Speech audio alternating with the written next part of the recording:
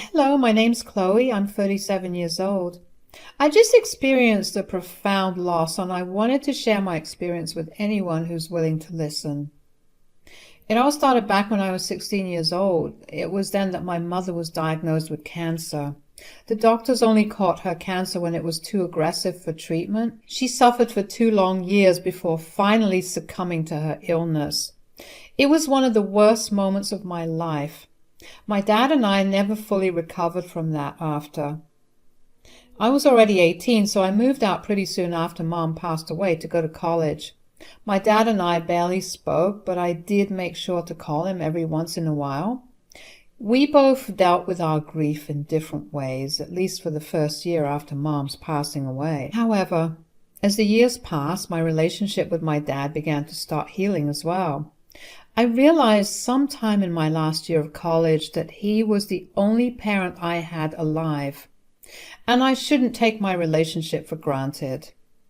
I began visiting and calling him more often, and pretty soon we were closer than ever. I remember thinking at some point that Dad had been single for around 6 years at that point. I didn't like him staying at home all alone, so I began slowly nudging him to consider entering the dating scene. He would almost always either change the topic when I brought it up, or he would nicely tell me that he wasn't interested. I dropped it and accepted that maybe Dad didn't want to see anyone after Mom, but that changed when I got a call from him one day. "Hey Dad, how's it going?" Everything's going pretty well. What about you, honey? Well, I'm always exhausted from working, but it's all good otherwise. That's good to hear. I kind of have some news that I need to share with you. Oh, what is it? I hope it's good news. It's wonderful news for me, but I'm worried about how you'll take it. Well, there's only one way for you to find out. Tell me about it. Okay, well, 3 years ago, I met a woman. We started dating. 3 years? Why didn't you tell me anything? I didn't say anything because I didn't know how you'd react, and as the years went on, I guess I just kept chickening out. Anyway, I proposed to her this past weekend, and she said yes. Wait, you got engaged? Yes, and I didn't think it was right to not tell you. Now, I understand if you're angry. Dad, that's amazing. I'm so happy for you. You are? Of course, I've been trying to get you to go on dates for the past year now, and I see why you never listened to me. I'm so glad that you're okay with this, given that, I'm sure Mom would be happy to see you happy, Dad. So tell me more about my new soon-to-be stepmom. Turned out that my soon-to-be stepmother had a daughter of her own. Dad had met her through work, and just like him, she was also struggling to get through the loss of her husband. They got along because of their common grief, and one thing led to another, and they fell in love. I was happy for my dad, and I was genuinely excited to meet my stepmom. Dad invited me over to dinner so I could meet my stepmom and her daughter, Bella. Dinner was nice, and my stepmom seemed lovely. Bella, however, was a little aggressive. She refused to speak to me or even acknowledge that I was there. I was a little put off by that, but Dad explained to me later on that Bella was still upset that her mom was getting married and would take some time to get used to it. I didn't mind anyway because I was pretty well settled at that point. I no longer lived with Dad and I had my job, so how Bella treated me didn't matter to me. I only interacted with Bella a handful of times, and one of them was the wedding. At the wedding, I was tasked with keeping an eye on her because she tried her best to sabotage it and cause a scene. Needless to say, she did not like me after that. The other person I interacted with at Dad's wedding was Nana Clara, Bella's grandmother on her late dad's side. Nana was a sweet woman who was happy to talk to whoever tried to engage her in conversation. I spent a little while talking to her, and that was the first time we formally interacted with each other. After the wedding, Dad and stepmom would host family dinners once a month where all close family members were invited. It was then that I got introduced to more of my stepmom's family. I got along well with them, but I never really had a proper relationship with them outside of those family dinners. Anyways, Tragedy struck one day when Nana's husband passed away. She was inconsolable, especially after having lost her son just a few years before that. Her depression and grief caused her health to deteriorate pretty quickly, and she needed someone to look after her. Initially, Nana's brother opted to look after her, but eventually decided that she was too much work, so he wanted someone else to look after her. By this time, Bella had also moved out of the house and had a job of her own. My dad and stepmom had sold the house that they had and downsized to an apartment. They had no place for Nana. Nana was willing to go to an old-age home, and my dad was willing to pay for it, but Bella stepped in and begged Nana to let her take care of her. Nana reluctantly agreed, and so she stayed with Bella for the next 2 years. Again, I met them at family gatherings and such, but I never actually asked how things were going. I was technically in no way related to Nana at all, so I didn't think it was my place to say or ask anything. But from what I could see, they seemed happy. I was wrong. Exactly 2 years after Bella asked to take care of Nana, she got tired of her. She began asking other family members if they'd be willing to take Nana in, but none of them wanted to. My dad and stepmom had moved all the way to Europe by this time because they wanted to enjoy their years of retirement, so they were completely out of the question for help. Once again, I didn't say anything because I didn't think it was my place to. But Bella didn't mind because she showed up at my place with Nana one day out of the blue. "Oh, hi Bella and Clara, what brings you here?" "Look, I don't have much time, but I need you to do me a favor." Sure, what is it?" "I've been stuck taking care of my grandmother. It's been hell." "Bella, she's right here. How can you say something like that?" "Oh, please, she knows how much of a hell she's raised. You know how I never wanted kids, right?" "Yes, but your grandmother is not a child." "Well, she sure acts like one. There's no time for myself in the day, and she's constantly crying about something or the other." "Well, she's old and sick. It's expected of her." "Whatever. I'm tired of her." "Who cares?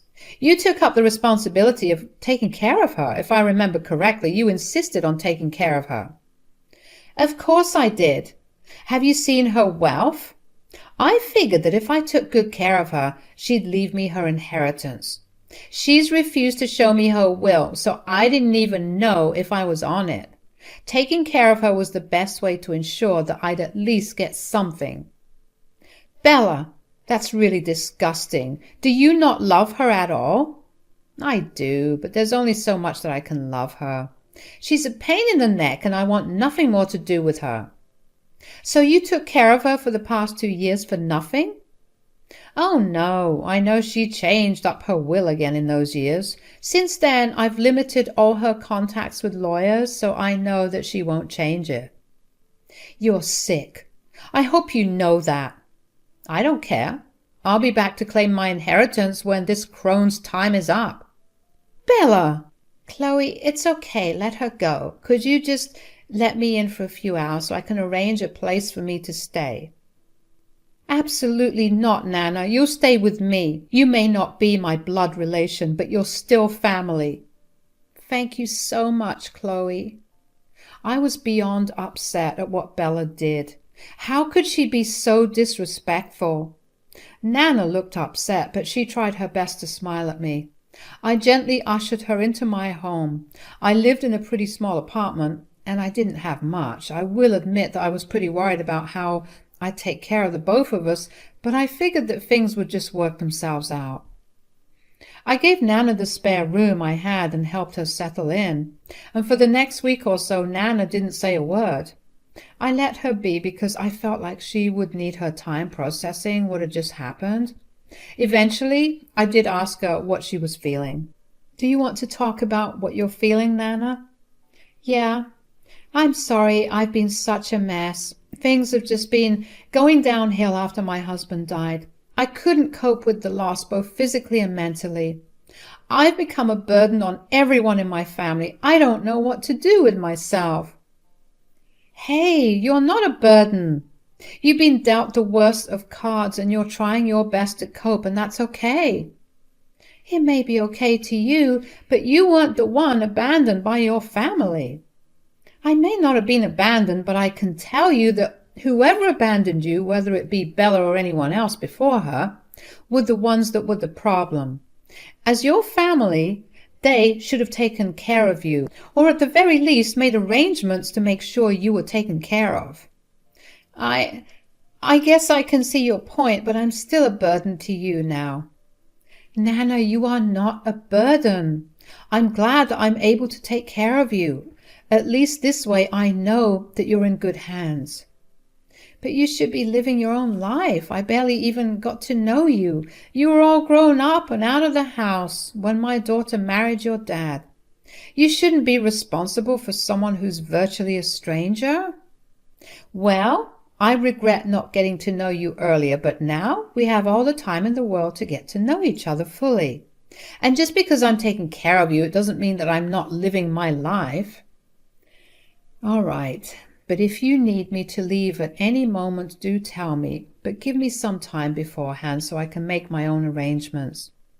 Sure, but that won't happen, and I can promise you that it's not because I want any of your money. I just want to make sure that you live the rest of your life to the best. Oh, thanks a lot, sweetie. But speaking of inheritance, I need to get in touch with my lawyer. Didn't Bella say that she got in between you and your lawyer?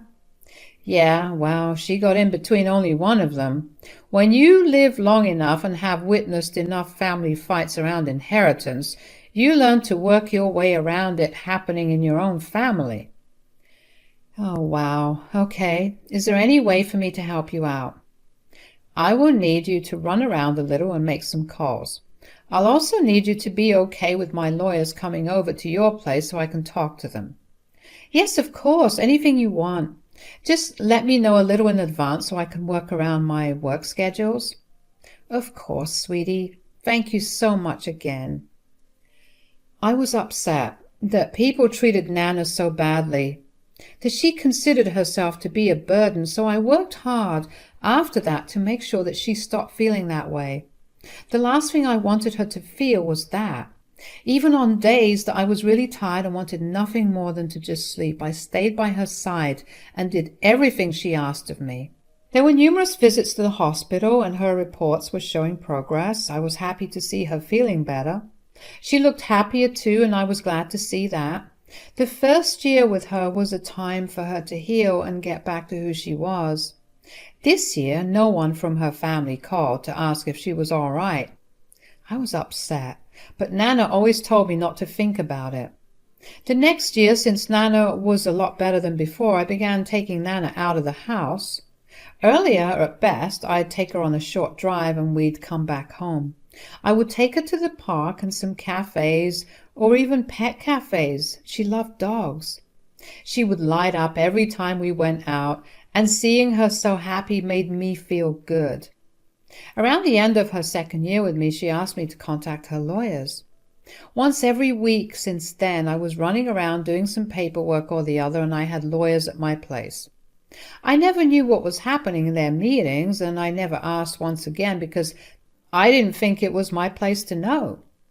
After Nana stopped asking me to call her lawyers over, she finally revealed to me what had been going on.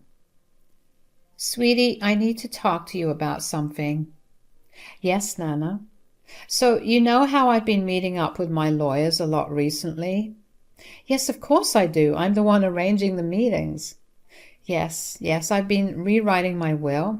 The initial will that Bella is holding hostage included a division of assets for everyone in the family, including you. Me? Why me? We barely knew each other back then. Yes, I know, but you were still a part of my family. It was nothing big, just a small amount. Anyway, I've had a year to think about it, and I know that I shouldn't have originally willed you that much. Oh? You've been so kind and caring. You've shown me more love than my own family has in years, even before my husband's death. I don't want you to tell anyone as yet, but I'm leaving everything I have to you. What? Nana, you can't do that. Why can't I? Because you have other family like your siblings and your son and even Bella. Bella deserves something at least for having taken care of you for some time. Neither she nor my son actually wanted me there with them. They never ceased to talk about them, getting my inheritance. They never properly cared for me or even treated me like I was human. You've been the only one to do that. But Nana, don't you think they deserve at least something? You can give me the majority of your assets. I just don't want them to speak ill of you after you are not here anymore. Chloe, they spoke ill of me when I was alive. I think I'll be okay with them doing that even when I'm long gone. All right, if you say so. Thank you so much, Nana. I don't know how I could show you how grateful I am.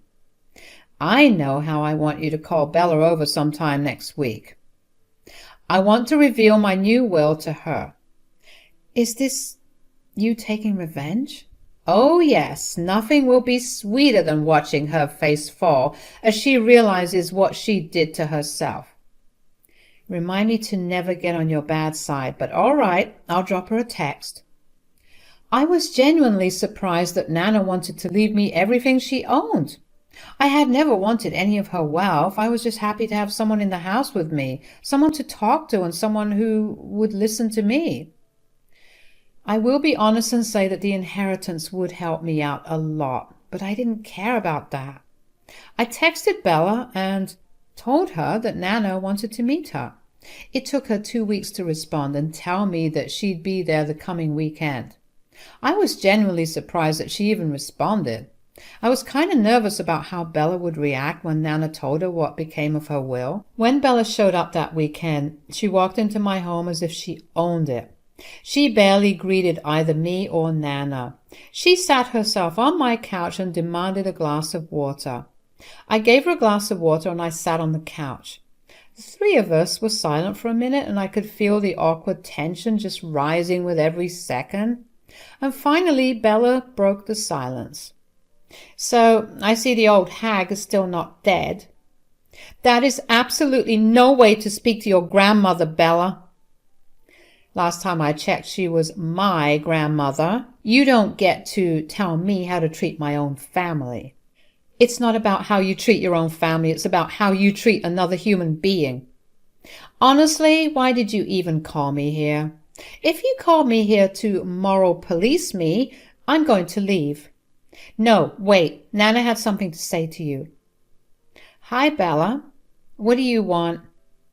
These past 2 years have by far been the best 2 years for me ever since your grandfather passed away. And it was all thanks to Chloe. Are you trying to shame me? No, I'm not. I want to take something away from you. Here is a copy of my new will. What? I want you to know that I'm beyond disgusted with everyone in the family. The only person who showed me any real kindness was someone who wasn't even blood related to me. You're giving a stranger all of your assets? Bella, do you know how much Chloe has struggled? She wasn't in the slightest way as fancifully stable as you. Yet she still took me in. She was nothing but kind to me. She tried to intervene for you and tried to convince me to give you at least something, but I want nothing to do with you. How can you do this? We share the same blood. Yet you never treated me that way. To you, I'm just some crone and hag, so I will treat you like the leech you are. But I needed this money. I blew through all my savings because I trusted that you'd give me assets. You are beyond entitled to think that you could treat me like I was trash and still expect me to give you my assets. Chloe, I know you did this. You brainwashed my grandmother. I always knew you were jealous of how my grandparents were still alive. But to go this low is disgusting. No. You leaving your grandmother at my doorstep because you were tired of her is what is disgusting.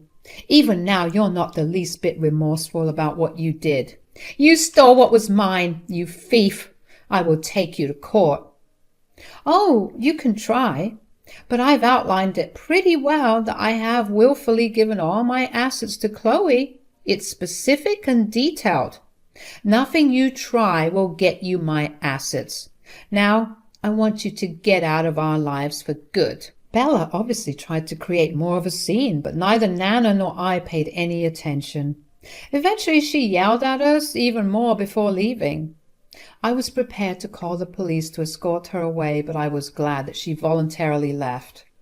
I made sure Nana was doing okay, and she assured me that she was. After that, Bella told everyone in her family about what had happened. I got a lot of calls from Nana's side of the family calling me a thief for taking what was theirs.